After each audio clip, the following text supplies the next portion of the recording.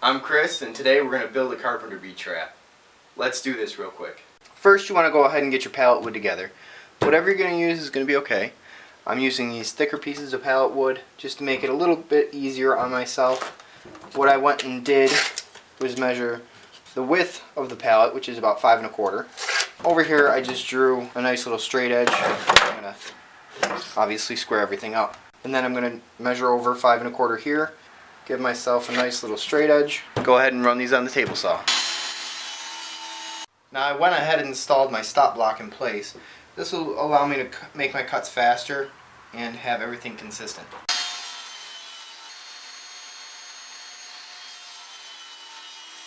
Now the fast way to make a box square is to simply line up the pieces just like this.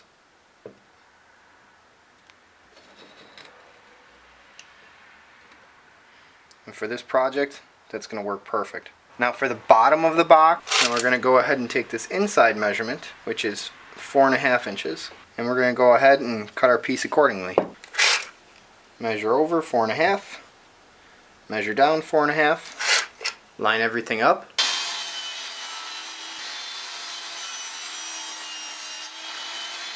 Just to double check, simply drop it in place.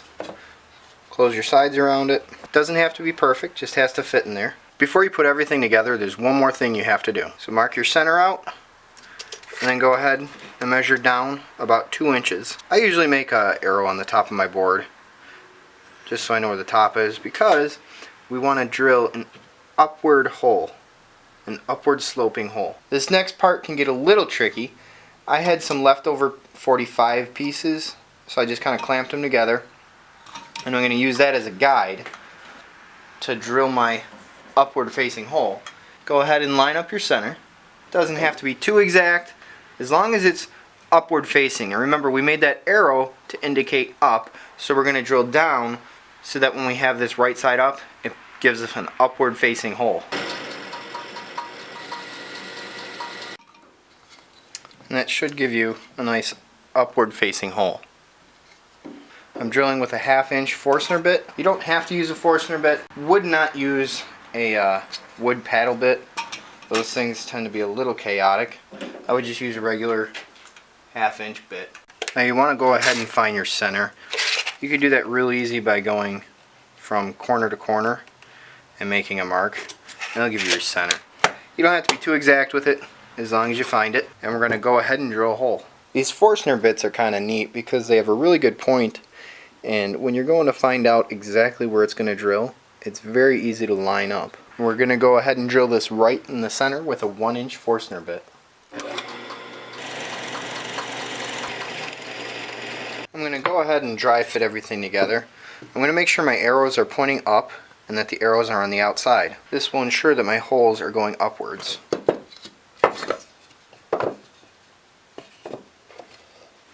And to help me out a little bit, I'm going to clamp the piece together. Then I'm going to pre-drill, and then countersink, and screw everything together. I'm just going to leave the bottom piece there, put the box over top of it, and then right in the middle, I'm just going to, same thing, pre-drill, countersink, and then screw it in. Now what you need to do is make a roof with a little bit of an overhang. The easiest way to do that is take your board, measure it out, double that measurement, and then make a cut. Now I had previously joined these edges together with the joiner jig I had made. So I'm going to put a bead of glue right along the edge, and then put those edges together, and then go ahead and clamp it together. I'm just going to eyeball where it needs to go in the center and then flip everything over as neatly as I can. Then I'm going to mark out where my edges are on my boards. Depending on what your board length is, it's going to vary. So just measure it and you're going to have to figure it out. For me, the board length was 9 inches. The outside measurement of my box was 6 inches. So that's 3 inches I have to play with on either side, which is 1.5 inches on either side. So I simply set this to 1.5 inches. So now that I have my outside measurement marked, all I have to do is come in a little bit and drill my holes. Now I want to be mindful of where the screws are going, so I'm going to go in a little bit further just past where the screws are for the sides. Go ahead and countersink and go ahead and screw it in.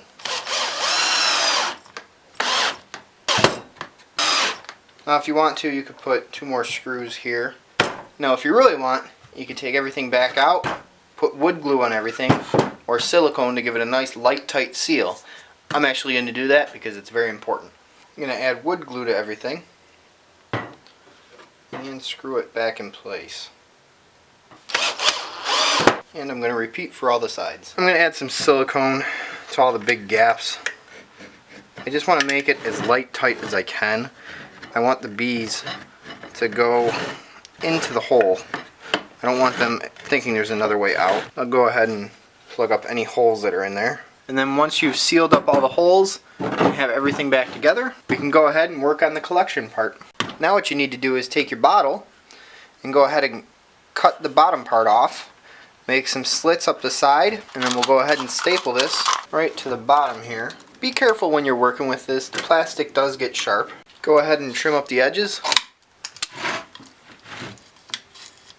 Put in a little hook for yourself. And now we can go ahead and give this a quick coat of whatever color paint you have to make it a little more weather resistant.